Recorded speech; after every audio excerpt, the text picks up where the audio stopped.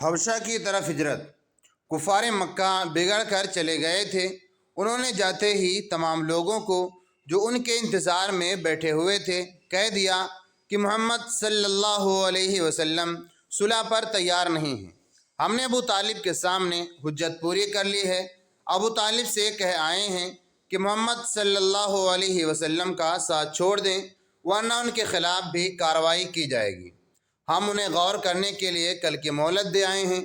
اگر انہوں نے اپنے بھتیجے کو سمجھا دیا اور وہ ہمارے معبودوں کی مخالفت سے باز آ گیا تو ٹھیک ہے، ورنہ پھر محمد پر، مسلمانوں پر، دوسرے ساتھ دینے والوں پر اتنی سختیاں کرو کہ ان کے لیے جینا دوبھر ہو جائے۔ اعلان کر دو کہ محمد خانہ کعبہ میں نہ گھسنے پائیں۔ اپنے جوانوں سے کہہ دو کہ جس جگہ محمد جائیں، بازار ہو، سڑک یا گلی کوچہ، ہر جگہ ان کے پیچھے جائیں۔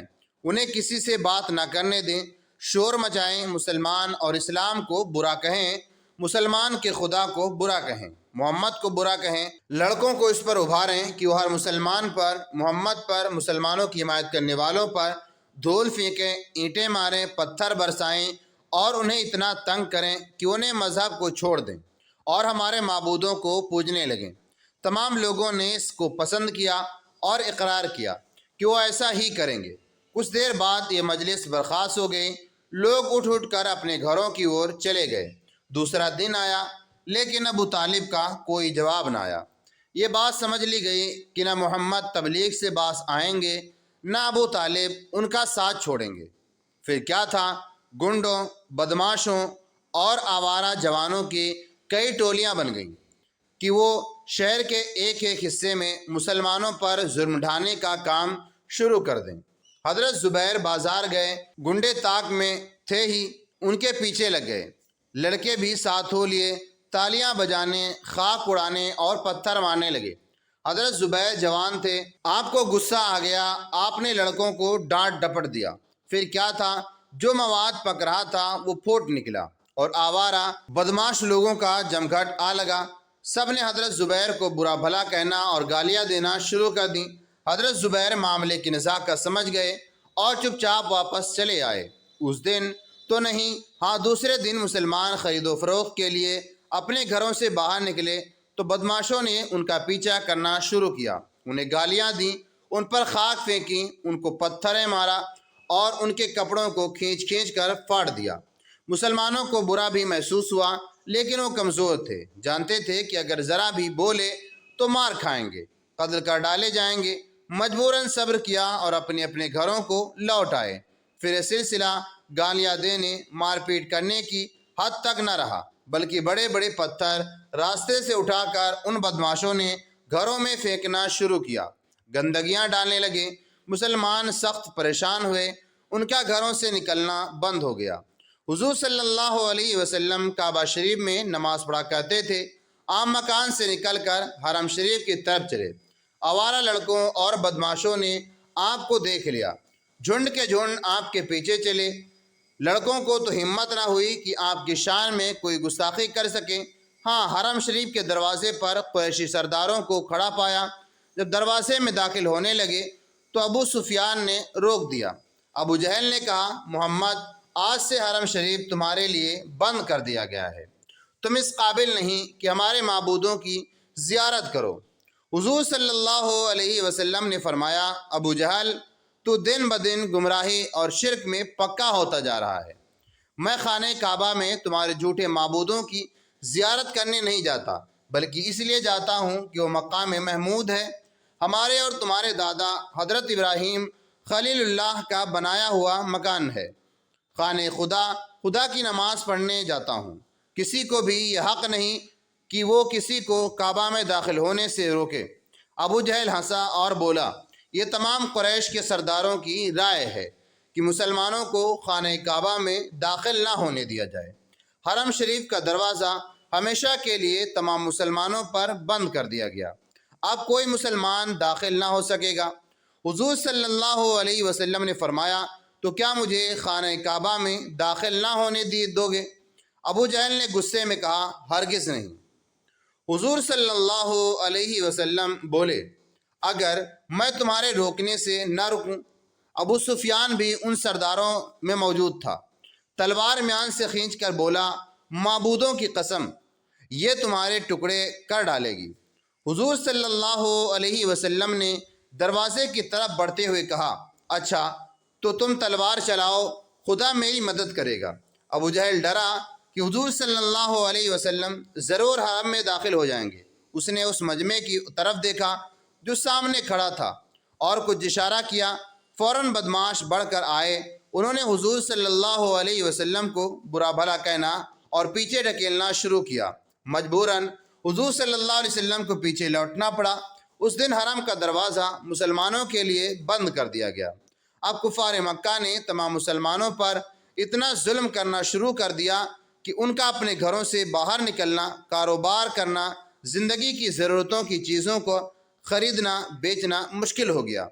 جب کھانے وغیرہ کا سامان ہی نہیں آتا، کھانا کہیں سے ملتا، لوگ بھوکے رہنے لگے۔ آپ کو اس سے بڑی چنتا ہوئی، اس لیے آپ نے سوچنا شروع کر دیا کہ اب کیا کیا جائے۔ ادھر جوشیلے مسلمان کفار کا مقابلہ کرنے کے لیے حضور صلی اللہ علیہ وسلم سے اجازت طلب کرنے لگے۔ حضور صلی اللہ علیہ وسلم نے فرمایا، میں لڑائی کی اجازت بغیر خدا کے حکم کے نہیں دے سکتا۔ صبر و شکر کر کے سختیاں برداشت کرو، ابھی خدا تو تمہاری آزمائش کر رہا ہے، ہم کو اس آزمائش میں پورا اترنا چاہیے۔ لوگ خاموش ہو گئے۔ حضرت عبداللہ بن مسعود ایک صحابی تھے، آپ نہایت جوشیلے تھے۔ آپ نے جب سنا کہ مسلمانوں کو حرم محترم میں قرآن شریف کی تلاوت اونچی آواز سے کرنے اور نماز پڑھنے سے روک دیا گیا ہے تو آپ کو جوش آ گیا۔ آپ نے فرمایا کہ حرم محترم میں جا کر خدا کا کلمہ پڑھوں گا۔ مسلمانوں نے سمجھایا کہ کفار دشمنی پر آمادہ ہے، کہ وہ سبھاؤں کو ختم کرنے کی پلاننگ کر رہے ہیں۔ تمہارا حرم محترم میں جا کر قرآن شریف اونچی آواز سے پڑھنا گوارا نہ کر سکیں گے، یقیناً مار ڈالیں گے، اس لیے ابھی خاموش رہو۔ جب خدا کا حکم ہوگا تم ہی کیا سب خانہ کعبہ میں جا کر اونچی آواز سے قرآن شریف پڑھیں گے۔ حضرت عبداللہ نے کہا، میرا دل نہیں مانتا کہ کفار مکہ حرم میں جا کر بتوں کی پوجا کریں اور ہم وہاں قرآن شریف بھی نہ پڑھ سکیں۔ پرواہ نہیں کہ اگر وہ مجھے مار ڈالیں گے، میں ضرور آج ہی وہاں جا کر قرآن شریف پڑھوں گا۔ مسلمانوں کو بڑی چنتا ہوئی، جانتے تھے کہ جس وقت عبداللہ قرآن شریف کی تلاوت کریں گے فوراً ہی کفار ان کو قتل کر ڈالیں گے۔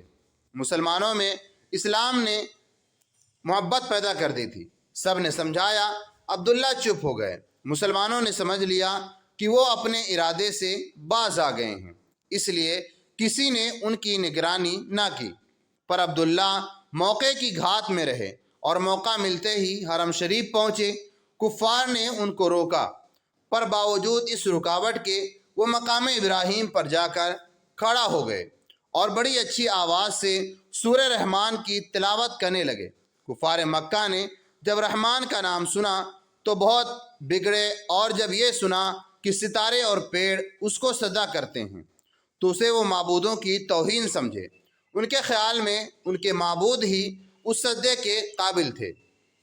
بگڑ گئے، سب کے سب حضرت عبداللہ بن مسعود کے اوپر برس پڑے اور گھونسے، لات اور منہ پر تماچے مارنے لگے، لیکن عبداللہ نے ان کی مار کا خیال بھی نہ کیا، پٹتے رہے۔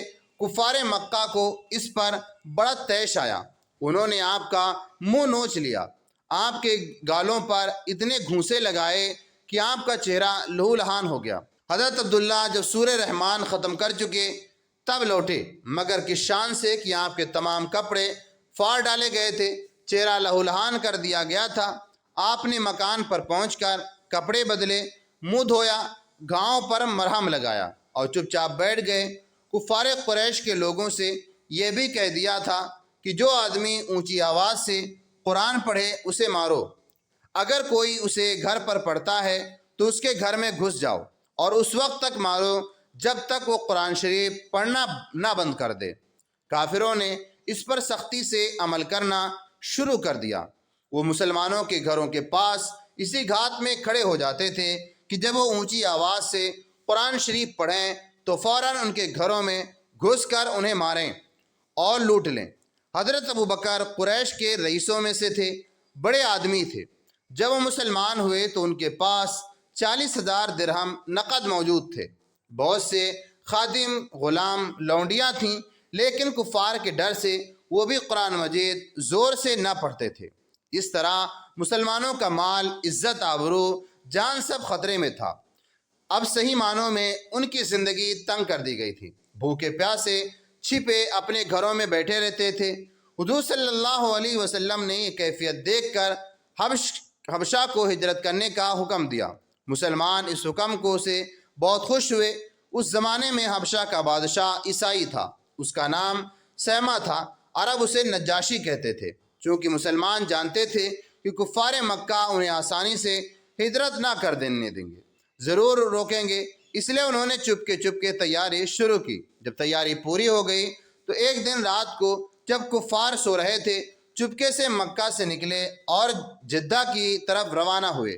ماہ رجب سن 5 نبوی میں یہ چھوٹا سا قافلہ گھر بار، وطن، رشتہ دار اور دوستوں کو چھوڑ کر روانہ ہوا۔ اس چھوٹے سے قافلے میں صرف 12 مرد اور 4 عورتیں تھیں۔ مردوں میں حضرت عثمان بن عفان، حضرت زبیر بن عوام، حضرت عبداللہ بن مسعود، حضرت حذیفہ بن عتبہ، مصعب بن عمیر، حضرت عبداللہ بن عوف، حضرت ابو سلمہ مخزومی، حضرت عثمان بن مزعون، حضرت عامر بن ربیعہ، حضرت ابو ہریرہ، طالب بن عمر، حضرت سہیل بن بیزار تھے۔ عورتوں میں حضرت رقیہ، حضور صلی اللہ علیہ وسلم کے صاحبزادی، حضرت عثمان بن عفان کی بیوی، حضرت سہلہ، حضرت ام سلمہ، حضرت لیلہ تھیں۔ یہ مہاجروں کا پہلا قافلہ تھا جو ہجرت کر کے حبشہ کی طرف چل پڑا۔ ہماری ویڈیو کیسی لگی کمنٹ کر کے ضرور بتائیں۔ ہمارے چینل پر نئے ہیں تو سبسکرائب ضرور کریں۔ نیکسٹ پارٹ انشاءاللہ العزیز کل